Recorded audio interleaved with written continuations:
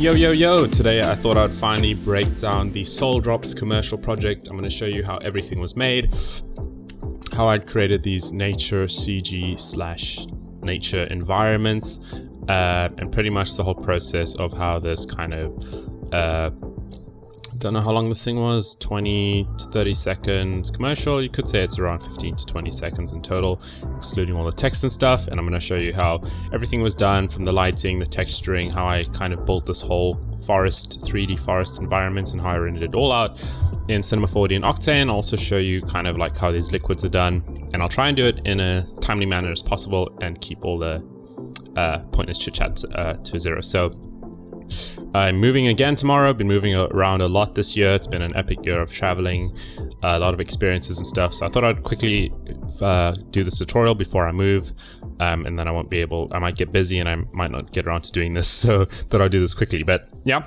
we'll break right into it. So did this whole thing inside of After Effects. Didn't do any audio editing in Premiere Pro, which is generally what I do. And this time this actual commercial was built with no sound, so I didn't need to do any audio editing. This audio that's in this commercial was actually added in afterwards, so I'm actually going to turn this off, because you'll see how it was kind of built without any audio, and then I only added in the audio afterwards because it wouldn't make sense if I posted it on like YouTube or something without any audio. So I just need to let this thing a little cache in here, but I actually don't need to wait for that. So the whole concept was Soul Drops. I'm not going to explain the whole business or anything, but they basically wanted a commercial for the kind of Soul Drop bottle, and they wanted it to pretty much look cool, have a lot of liquids, and originally it was shot in like a very studio kind of environment. So if I go into some of the original renders, here you can see we were playing around with some liquid shots and studio kind of esque renders. But then they eventually said, hey, we actually want this in a kind of nature environment. Is that possible? And did some test renders, started to get it to look a bit naturey. And then they said, yeah, they're happy to raise the budget to get a better quality looking commercial, because here you can see what the kind of original studio shots look like. They didn't look horrible, but they didn't really fit the brand, and they wanted some more... Excuse me, something just got in my throat there. They wanted some more nature kind of shots, and they were happy to raise the budget so that they get better quality commercial that also matches their brand. So here's some of like the original test shots of like drops and stuff. And I said, yeah, it's possible. We can do some more nature environments. So like some of the client commercials we're starting to get now actually involve like 3D realistic environments, which is very interesting. But I don't want to get into that. But yeah, it was kind of a cool project to take on, something a bit different to what we normally do. And yeah, so that was the whole concept. So I had this idea of like a droplet falling onto a leaf, basically rolling off and falling, and then falling into the Soul Drop container. This was one of the original test shots of the liquid kind of swirling in, and they really wanted that. So they kind of wanted it to just transition from a drop into that swirling liquid. But I was like, yeah, it's kind of too complicated. Also, you know, deadlines and stuff, didn't want to make this thing take too long. I just wanted to get it to look good and have it done.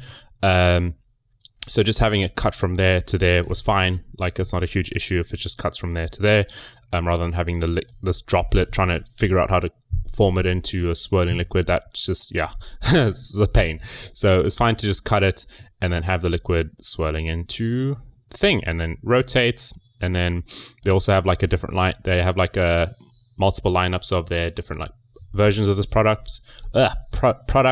So here they wanted to show it like coming out and revealing in some way. Had this idea of like just having them pop out the back there. So now we can break into the actual, so that's kind of the structure of this commercial, and how the scenes were kind of just like put together. It went through like lots of variations and stuff, but it ended up with pretty much this. So I'll let this whole thing cache in the background, and we'll start to get into the actual 3D scene file. So I think this one is the most important one, because this involves every single element that these first three scenes have, and I can kind of dive into every single element as quickly as possible. So while this is caching in the background, we'll dive into the scene 12 here, which is over here.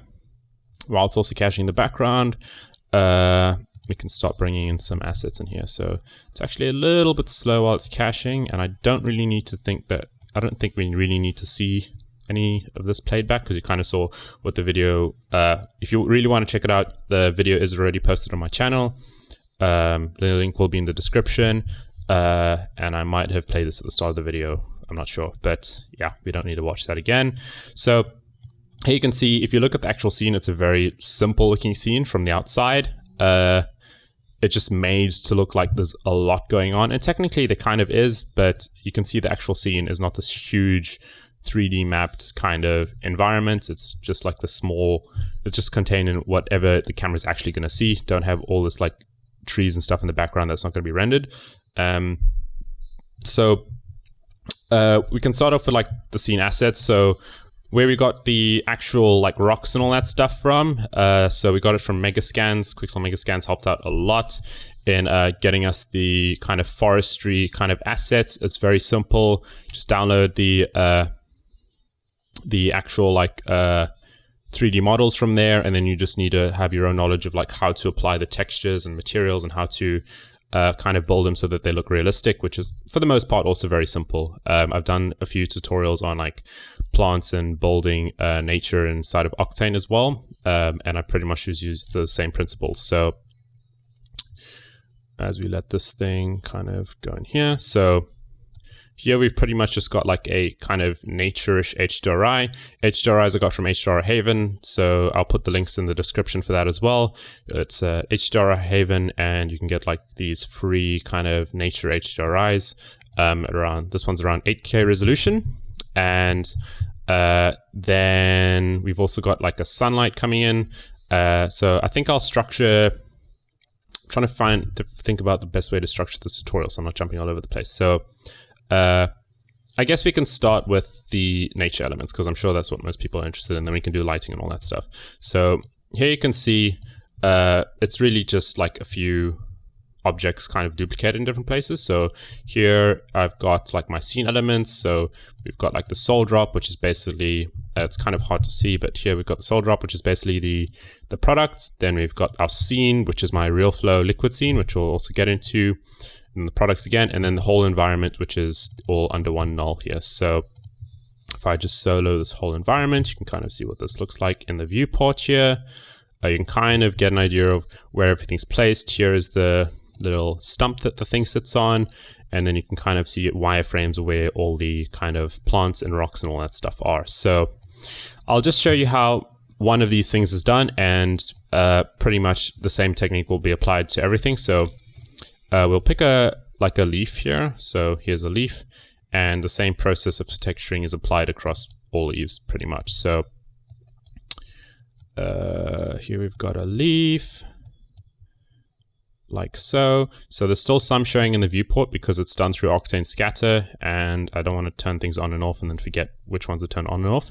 So you just kind of have to try and pay attention to this little leaf over here. So maybe I can blur the background a little bit.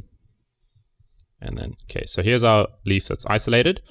So the texturing for this one is you just have your, you just take your object, and I just added a little bit of a subdivision onto it just to smooth out the leaves a little bit. So it's just very subtle. Some of the leaves kind of had like a little bit hard edges. So if you look very closely, I'm someone that's like has an eye for detail. You'll see like the leaves kind of like bend in a very hard way. Kind of see the polygons in the actual leaf. So I had to like just smooth them out very slightly. So I gave it one subdivision level with the subdivision surface, and then it basically just smoothed out the leaves slightly and made it look better. And then once you get your asset from wherever you're getting it from, I got my leaves from Quixel Megascans. Technically could do I could have done like my own models for like the leaves and all that, but that just would have taken way too long. Don't have time, so got the assets from third-party source. You just get your model from there, and then all the leaves and stuff will be UV mapped for you. You just need to basically plug in the normal maps, the bump maps, the all those maps in the right places. So here we just put in our diffuse map in our diffuse map spot. You apply it to your material. Then our specular, I just left on 1. You also, if you're dealing with like thousands of little leaves and stuff, and a lot of different types of plants that are like 4K resolution, you don't want to have too many textures in your scene, depending on how much GPU RAM you have, or depending on it depends on your renderer. But if you're using GPU rendering, a lot of people don't really have the kind of hardware that I have. So you might want to limit the amount of textures you're using and the resolution of your textures. Even I didn't want to have thousands of textures in the scene, so I didn't actually put in like a specular map or a roughness map. I just made the specular 1 and made the roughness 0.3. It's a bit easier on your PC. You don't have so many textures going into your RAM that way.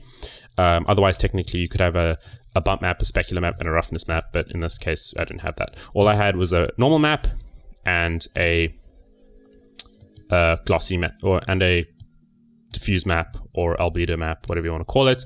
So there's really only just 2 textures in here, and that's pretty much it, just a glossy material. So the right technical way to kind of get a photorealistic looking plant is you have a glossy map, which is your very shiny kind of reflective plant, and then you also have a diffuse map, and the diffuse map will have a transmission, and the transmission basically just allows lights to pass through the leaves a little bit and scatter in the correct ways, and it'll make it look a bit more real. But in my case, I didn't want to have thousands of textures, and I didn't want the render times to take too long because they're already kind of long for the project. So in my case, I actually decided to just have it just one glossy map. You don't have to have 5 different textures for one little plant.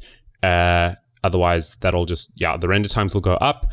And it didn't really look that much better from what I saw. Like there was a little bit of a noticeable difference, but it didn't necessarily look better. So I preferred to have the render times lower, less textures, less clunkiness in the scene, and just having it just look good, and it still looked good. So didn't do that for all the textures. All the textures are just glossy maps. So even if I go and select one of these leaves here, you'll see it's a glossy map.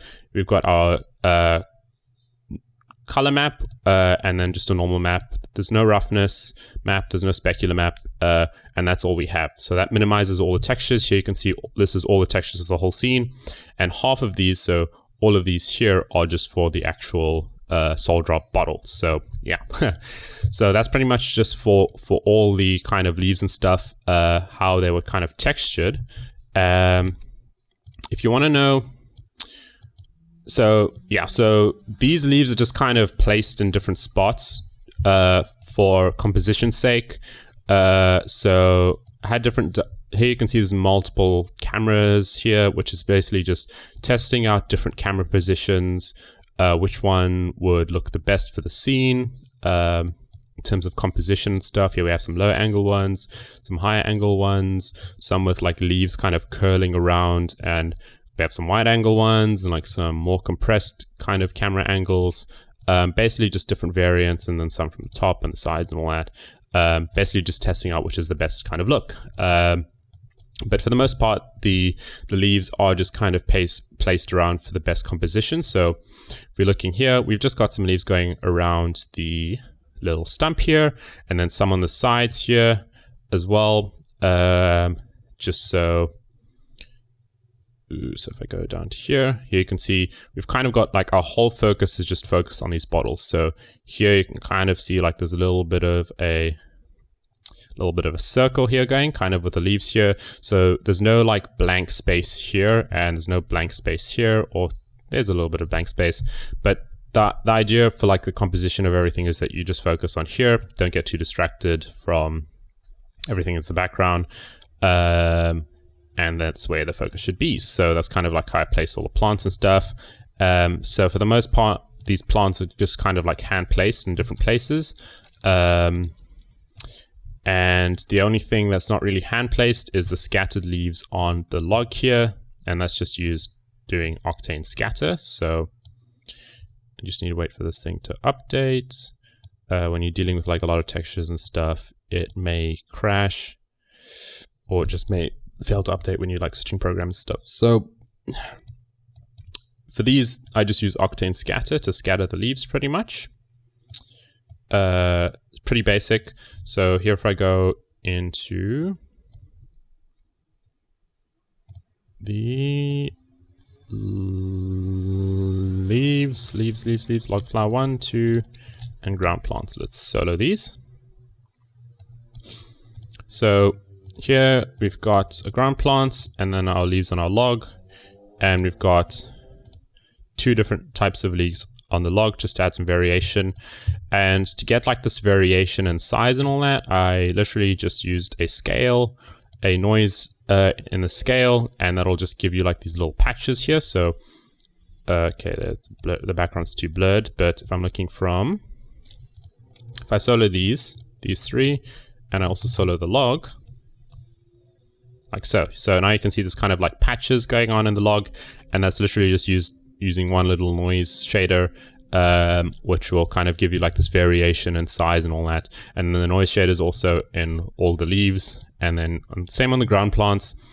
Just scattered some leaves on the ground, and then you kind of get this kind of look here. So here you can see if I'm like looking at a camera like this, it's so messy, you can't really see what's going on, which is why the depth of field obviously helped isolate a lot of things. This would be way too noisy if there's no depth of field. Your eyes would be looking everywhere. So the depth of field definitely does help you focus on the product and not like on what's in the foreground or what's in the background, and stuff like that. So yeah, so a lot of these leaves here are just like hand placed. All of these leaves are hand placed, and then just on the log and on the ground, there's some like scattered leaves that's around here, and you pretty much just put these leaves on like a plane and just scatter them around, and you just want to make sure that you kind of you want to make sure that you're scattering and putting stuff in what your camera is actually going to see, rather than having like a 4,000 centimeter plane with plants scattered everywhere that you're not going to see.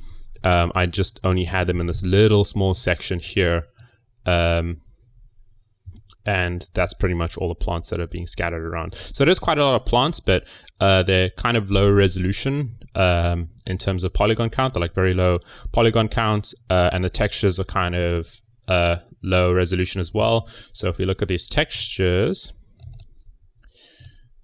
these ones are only 2K because they're so small. You don't really need to have 8K texture resolution on things that are going to be blurred out, firstly, in the final render, and secondly, are very small. So having them at 2K will help your RAM, help your scenes load times and stuff like that, and may help your render times a little bit as well. So having them low resolution like that helps. So that's kind of like how all the plants and stuff were kind of placed down. So and I kind of went over the texturing of how the plants are done. It's literally just a diffuse map and a normal map, and then the glossiness and the blurriness of the gloss and the blurriness of the reflection is pretty much just adjusted to however I think it should look and however it looks better. So lighting wise, we've just got, so if I go and solo this ground here, we've just got a sunlight, not really anything special with the settings here, and then just got a skylight, a HDRI that's helped to mix the sunlight together just to give us some more accurate kind of lighting. In terms of render settings, just went for 1,000 samples and diffuse depth with 5. Anything higher than that, I didn't have a noticeable difference. Same with the specular depth. And then my GI clamp, I clamped it down to 0 because when it was at 100, we were getting global illumination that wasn't necessarily making the scene look better, and it was just introducing fireflies and stuff, which was kind of a problem. And around 1,000 samples was the perfect kind of sample count for me in terms of the rendering. If I went higher, I was actually getting artifacts in the rendering. Sometimes you'll start to see like little specular white dots coming out and like starting to render in, and it would actually start to look worse. And that was a huge problem. So I had to actually cap it on 1,000. And yeah, I didn't really have time to make it like 8,000 or whatever it needed to be so that these artifacts stop appearing. And yeah, it was just like time issues with having it any higher. And 1,000 was the sweet spot, and that's what worked. So then we've got like our adaptive sampling, which is just kind of fine-tuned to, I kind of tested it and fine-tuned it until anytime something was rendered enough, it just turned off, and then it could just focus the rendering on parts that still needed more samples pumped in, and that's pretty much it. And as usual, for our settings here, we've got a linear kind of color. We've got a like linear kind of setup, and then I just kind of boosted the exposure here just to make it brighter because it's a little bit dark. And then the white point, I also just did some white balancing a little bit in Octane because it was a bit off and I just needed it to be a little bit down there. And then I also did some hot pixel removal, which I don't normally do, but I was getting some hot pixels, which was such a pain to try and get rid of.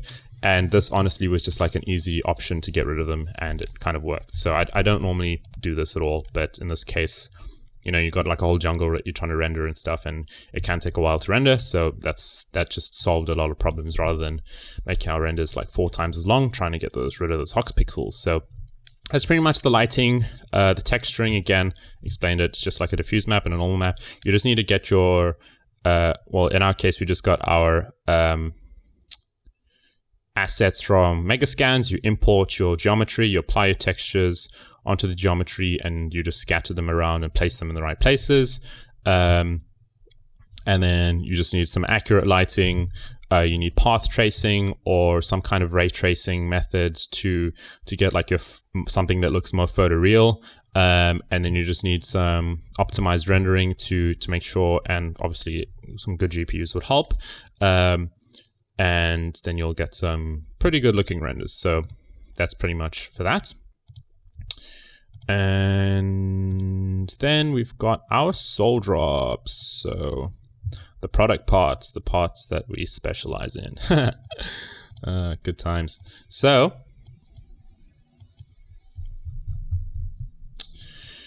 if we look at the soul drop here, or should I actually move a little bit further forward? There. And then solo this one instead, since this is just a single one. Oof, this thing is a little bit slow here, sorry. I think it's loading in the liquids. Cool.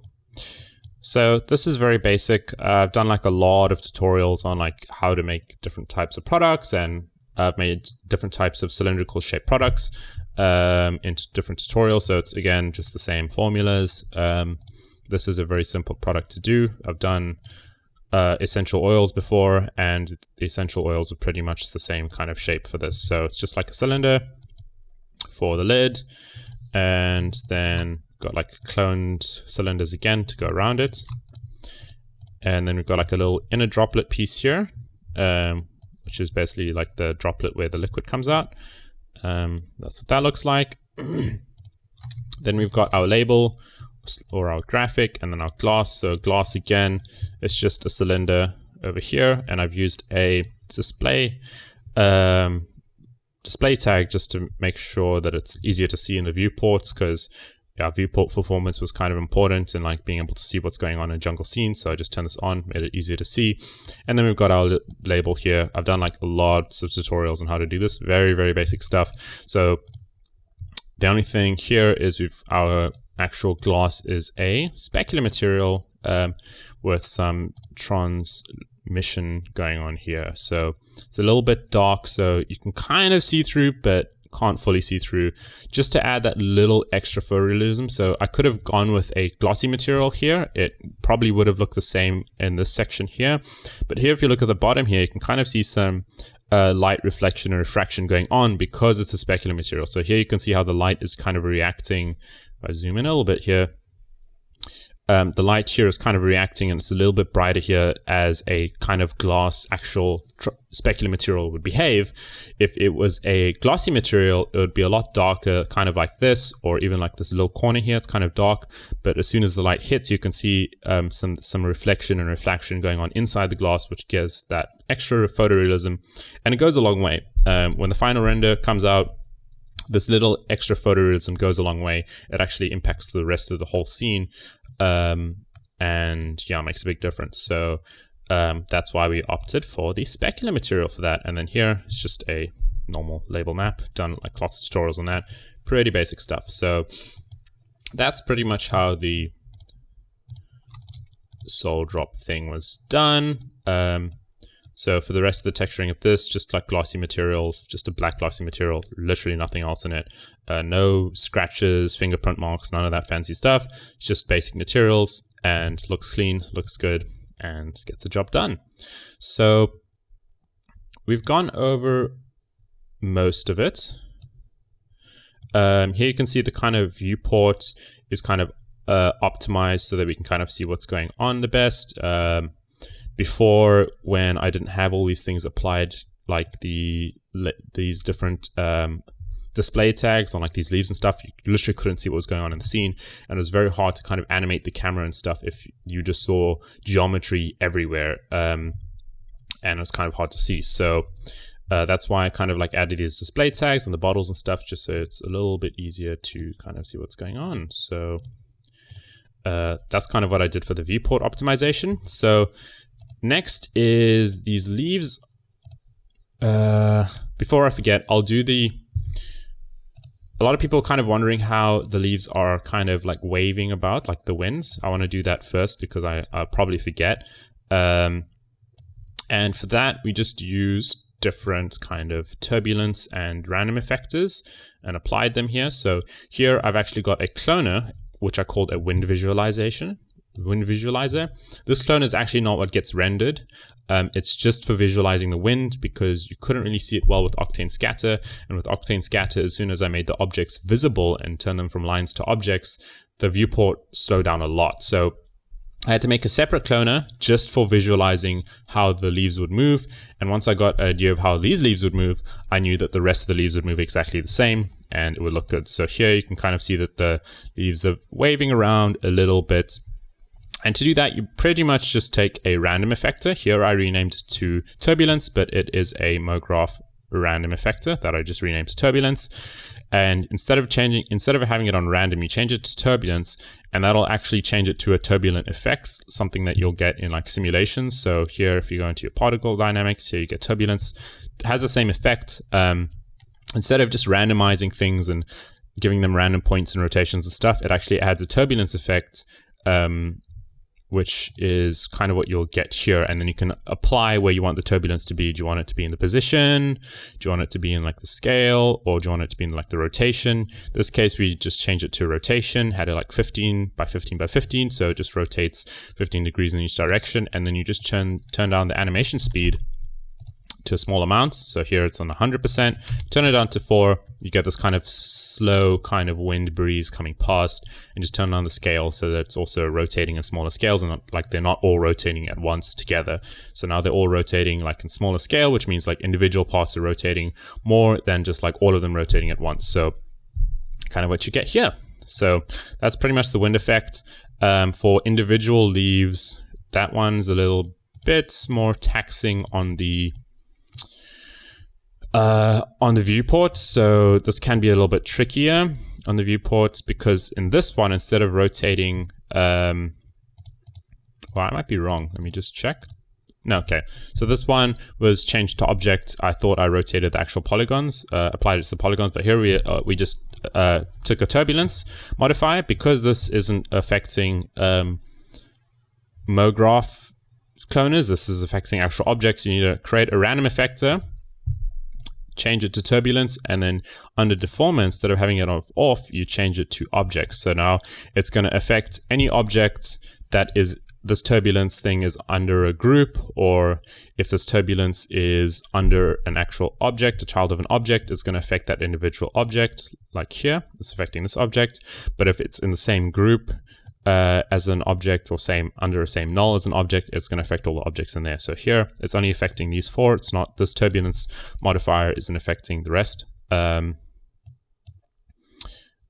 yeah, so like here, if I'm playing this, you can see like all of these leaves are kind of waving around, and I just have like these turbulence modifiers applied to individual leaves depending on their scale, depending on how they're interacting with the camera. If it's getting away from the camera, I might have it rotate less, or rotate differently. So yeah, that's pretty much it. So here we've got some flowers that have like their individual turbulence underneath. So here, this is only affecting this flower, and like the same as this one, this is only affecting this flower.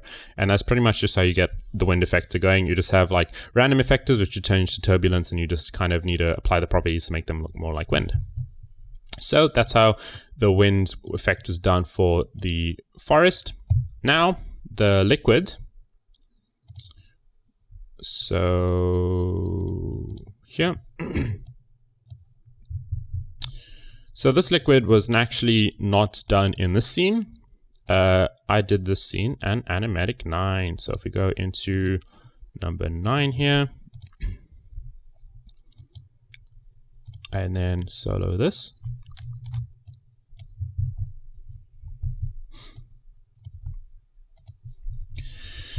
Here we've got some liquid going. This was done in Realflow inside of Cinema 4D. So pretty much just got an emitter. An emitter, we've got a noise daemon here, which will kind of, so we've got an emitter and we've got a noise daemon, which will kind of break it up. So here you can see how the particles are breaking up into little pieces and kind of splashing around. That's due to the noise daemon. We've got our D-spline here, and I placed a D-spline going in a straight line. The D-spline basically will just rotate this liquid. So here you can see how the liquid is rotating. It's going to apply a rotative force to the liquid, which will make it rotate. And it's more visually interesting than just like one streamline of liquid just pouring down. And then the noise daemon, obviously here, is busy breaking it up into little particles here. And then we've got a K volume, which will kill any particles that go past this point here. Basically just saves on your render time and your simulation time and stuff like that, because this is where the inside of the bottle will be. You won't be able to see it, hence here. So you won't be able to see anything past that. So kills that. And that's pretty much it. So for the fluid, it's just like a normal PBD fluid, 200 resolution. The scale is pretty high, so everything in the scene was kind of scaled up by quite a bit. So here you can see how small a 1x1 cube is, 100 by 100 cube is, compared to the size of this bottle. The size of this bottle is not real world scale in the scene, just because the liquid looked a lot better and it's just easier to simulate in higher kind of scene scales. And yeah, we kind of wanted this huge kind of wavy kind of look rather than this little droplet coming out. So yeah, increase the scale and simulated it this way. And yeah, just cache it to an SSD.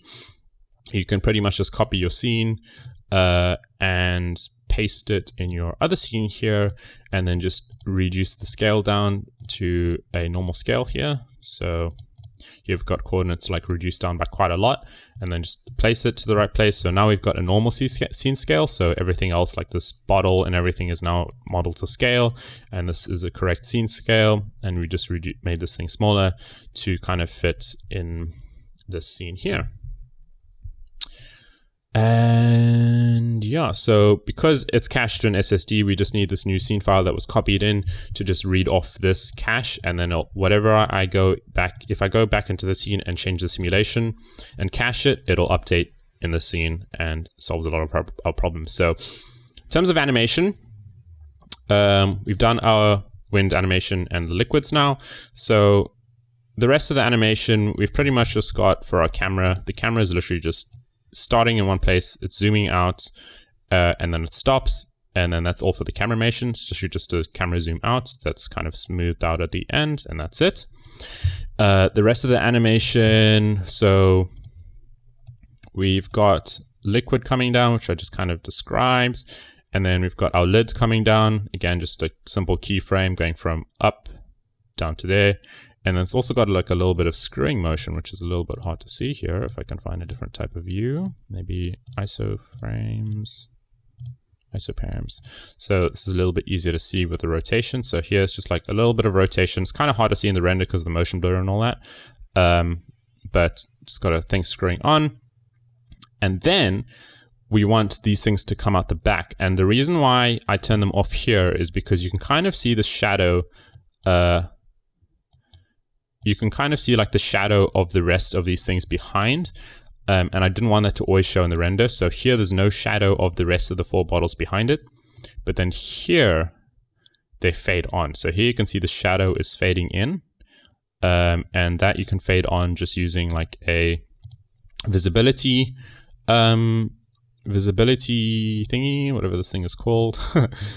Visibility tag in the Octane tag, and you can literally just keyframe it to go from general visibility 0 to 1, and you can fade on the actual shadow that's busy coming on in the back here. So here it's kind of fading on like that, and then once they're all visible in the back, now they can start to just move out. And again, just keyframe animation. Done tutorials and streams and like keyframe animating and stuff like that. Pretty basic stuff. So here they're just kind of keyframing out one by one. So they all kind of have the same animation. They're just at different times. So this one's animating, then this one, then this one, then this one. And then that's it. And then the rest is literally just the wind moving and a little bit of motion. And that's pretty much it for the scene. So kind of explained everything, the lighting, the texturing, how the plants were like kind of done, and the text and how the textures applied for that. Explain the liquids, and yeah, I guess that's that's pretty much how it's done. So this scene, a lot of the same process is just applied here. So just have a log in the background and some leaves cloned on top. Then we've got like a couple of bushes in the back here, and then we've got our leaf, of course. So let me just get out of the camera here. So here we've just got a log. Just got a log with some leaves cloned on top. Again, log and the plants are all from Mega Scans. And then we just gathered some leaves on top. And then here we've got a leaf which I got from Polygon, because the Mega Scans library didn't have any high resolution leaves textures, and I needed something like 8K resolution, and they didn't have anything at that resolution. So I got this leaf off Polygon, 8K resolution leaf. And if you want to know how to apply this kind of texture onto a actual geometry and stuff, I've done plant tutorials on like how to do plants and forests inside of Octane, and it's the same process there, how to apply a leaf onto like a polygon and stuff. Same process. So that's pretty much how I was UV mapped, and then I just used like a bend deformer to bend the leaf and use some of the geometry of the actual leaf to bend it so that it's more of a leaf shape. So like this just takes like a lot of references. You have to like Google references of leaves and things like leaves in forests and droplets on leaves and stuff like that, just to see how a leaf is shaped, and then you shape it accordingly. And for the texturing for this one's a little, because it was more up close and more detailed look, I had to kind of go a bit more complicated rather than just like slapping a texture on it. So here we do have our diffuse map with our transmission in it. And then we've also got our wet or our glossy map with our diffuse. Here, no specular map or roughness map. We've got our normal map here. And then you kind of just mix those together. And then we kind of mixed our reflective glossy map with our diffuse translucent map. So we do have some light kind of coming through here. Here you can see how the light is going through the leaf, gives it more of an accurate look and more photorealistic look. And yeah, so because we're close at a closer look, you have to add in some more details versus if it's just in the background and blurred out. So here we've got different camera angles that we originally tested with, and I believe this is the one that we finally ended up on. So I don't think we have any bump or scratching maps in here. Don't think I did that. And so yeah, that's pretty much it. For the lighting, again, just used here we just used a sunlight with the HDRI, same as the previous scene that I just kind of described and broke down. And then for this liquid drop here, so again, no, this one was actually done in the scene. So this one, a little bit different. You just have a sphere as your actual emitter, done in Realflow once again, and you just have a sphere as your emitter, and you literally just let it drop and land onto the leaf here. So here we've got our little leaf here, And we've got some tags. So we've got collider tag, just to make sure that we've got, so that this thing will actually collide with liquid. And then we've got a sphere, which is our emitter. So this is now filled with liquids, like so. And then we just let gravity some drag or air resistance, let this thing fall down, and then we've got some surface tension. The surface tension just clumps it up and gives the whole thing some tension into like one big ball. So if you have this at a really high rate, like 11,000, for example, this will make sure that this stays in one drop and the particles don't break up into little pieces, it stays in one drop. So this is pretty much how you do a drop inside of Realflow. You just have a lot of surface tension. And of course, with the surface tension, you need to kind of adjust your actual sub-steps and stuff to match that. Realflow is complicated. It's not a Realflow tutorial, so I can't really go into that. But yeah, you just need to do that, and then you just let gravity and the rest do that. So here, this all takes tweaking depending on your scene, how fast you want to fall and all that. But here kind of just adjusted a lot of things like the surface tension, the amount of drag that you get, and the actual settings on the leaf is collider, so the actual friction and stuff, to make sure that this thing interacts like a real droplet and also falls at the right pace. Because if this thing rolled off too quickly, it would look, excuse me, if this thing rolled off the leaf too quickly, it would look wrong.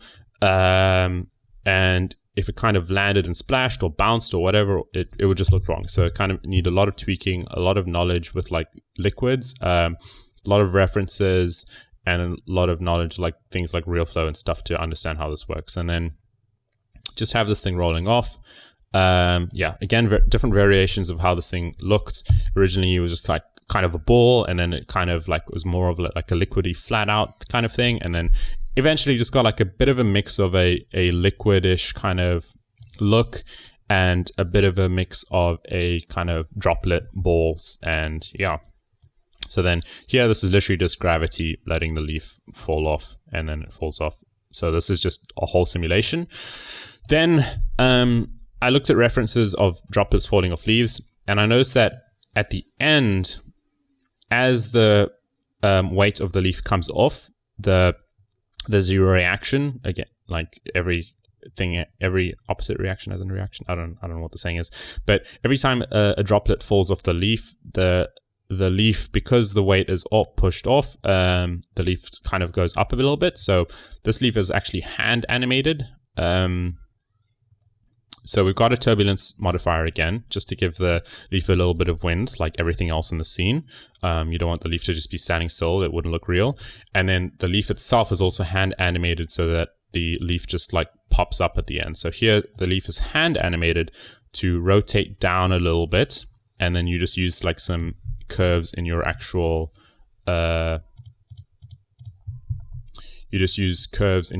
timeline here so that it looks correct.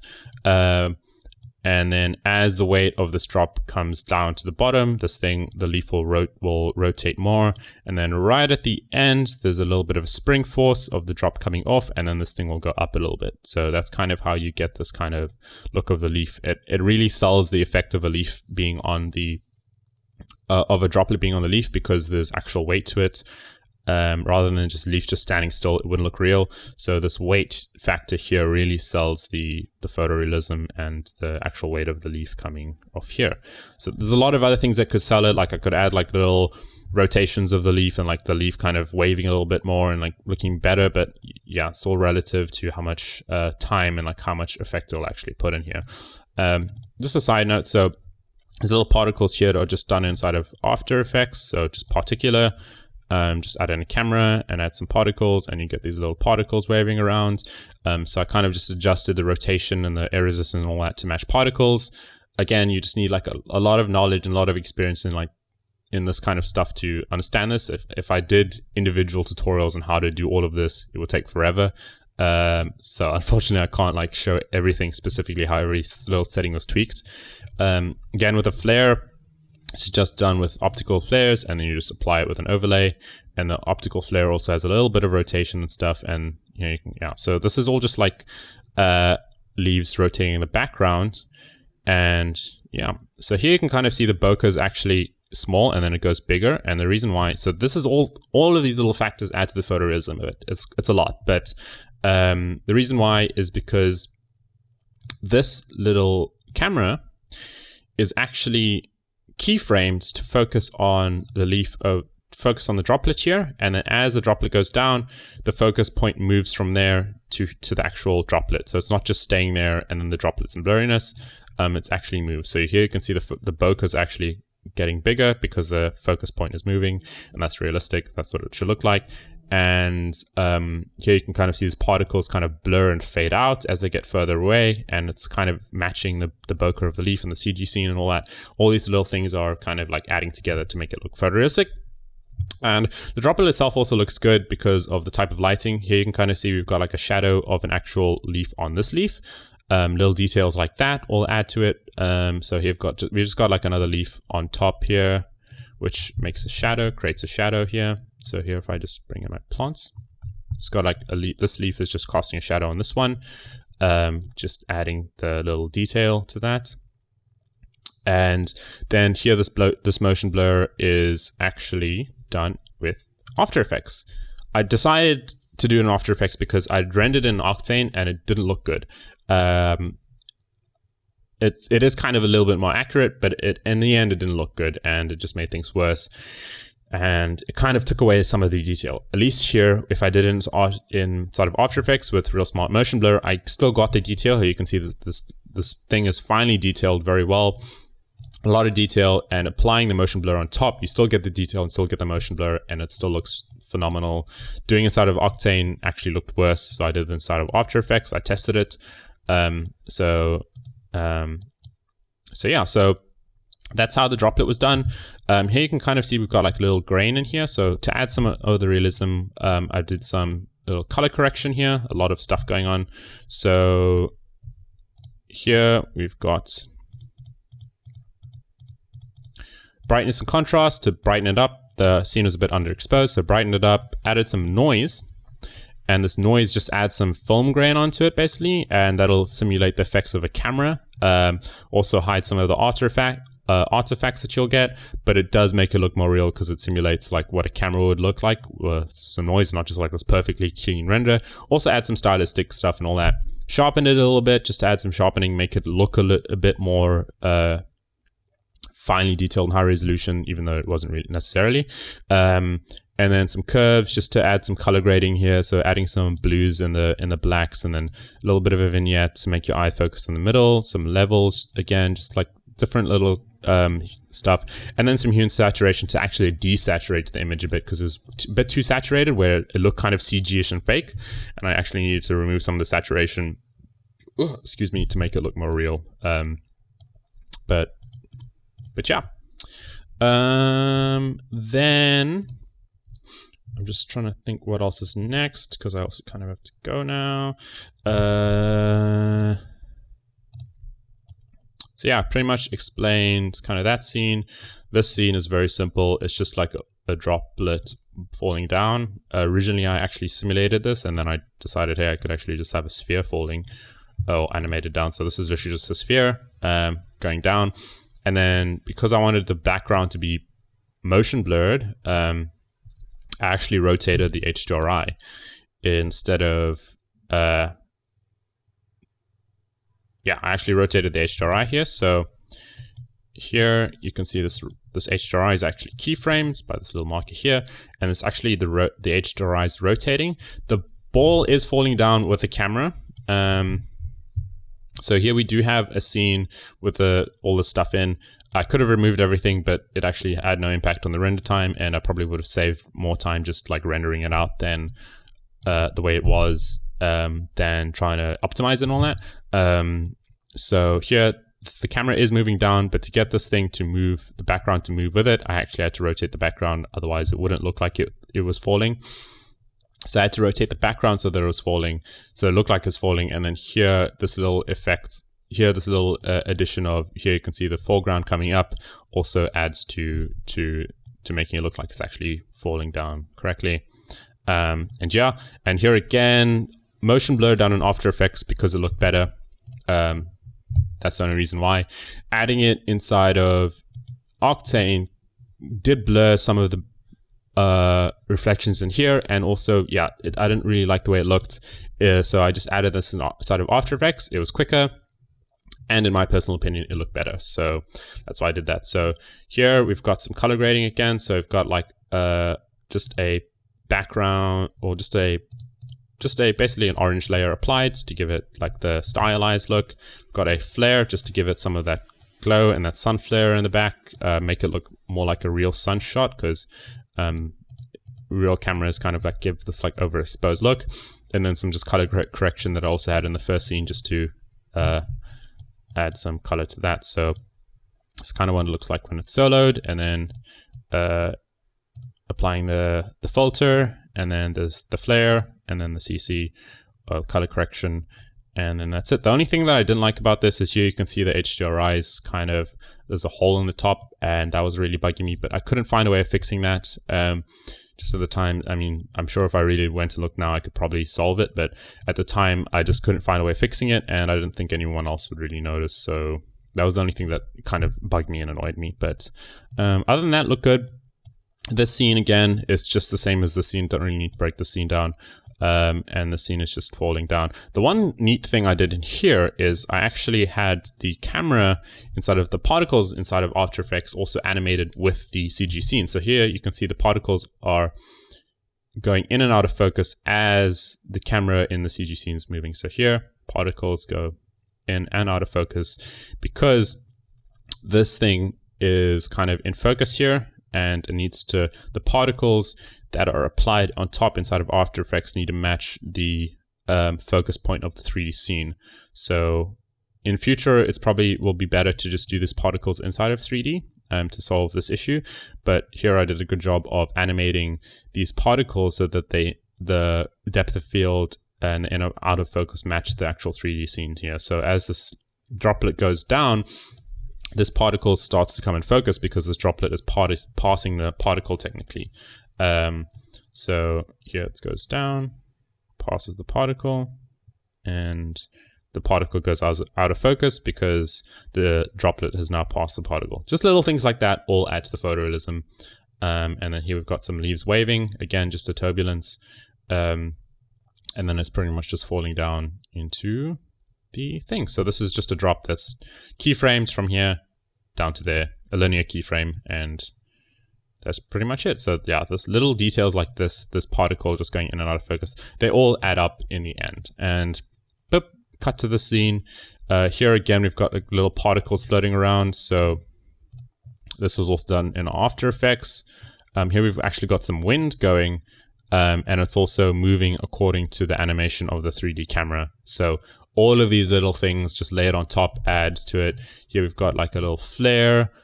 So here it's kind of like a more sunstreak kind of flare applied, which gives it like these kind of like sun ray streaks, which kind of like added to the whole look. And they're also rotating, I believe. And yeah, so it's a lot. So this is actually a 3D camera flare applied inside of After Effects, which is moving with the 3D camera applied inside of After Effects. So this 3D camera is a composite in After Effects. And it's moving through so here the camera is moving through the flare as the camera in the CG scene moves out, adds all that depth, adds all that realism to 3D, rather than just like a 2D flare stuck upon.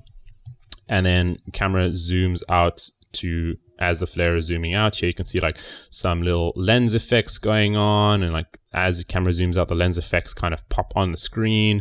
The lens flare is kind of moving a little bit as the camera moves, and there's also a little bit of flickering of the lens flare, a lot of detail kind of just like composite on top. And then of course we've got our CC, which has our camera grain and our color correction applied. So this is what the actual CG scene this is what the actual 3D scene looked like out of render. Doesn't look, well, it looks okay, doesn't look as great, but then if you add on these little details and all these extra subtle details like the particles and the flare, and then our CC color correction, all adds together to make a scene like this. So in this case, this scene was the only scene that was, I think, rendered the motion blur inside of Octane. This scene had a lot going on, and I would rather have it rendered in Octane so that we get a photorealistic we get an accurate motion blur. If I apply this inside of After Effects, it would have, there's too many moving parts, and the artificial motion blur applied in After Effects would have looked incorrect in some areas. And here you've also got things like translucency and all sorts of stuff. And if I applied it on top inside of After Effects, it wouldn't get it accurate the way it should look. So this is the only scene where the actual motion blur was rendered out inside of Octane Render. And yeah, that's pretty much it. So hope you enjoyed. I think I've explained everything else. If you have any other questions, unfortunately I can't do a how-to on every single thing inside of this because it'll also take too long. But that's pretty much an overall breakdown of this project. So if you have any questions, feel free to leave it in the comments. This project file, if you want to download this project file, it's available on Patreon. You can also get my free guide in the link in the description on like how to create more professional projects and like how to optimize your project so your render times are lower and your viewport speeds are higher, and pretty much a lot of techniques I use in this project are kind of explained in that.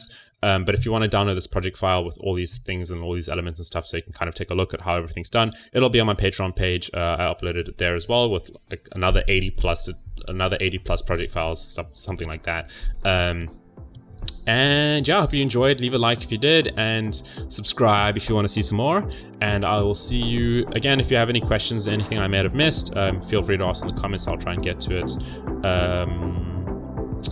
And yeah, have a good day. I'll see you on my next video, and goodbye.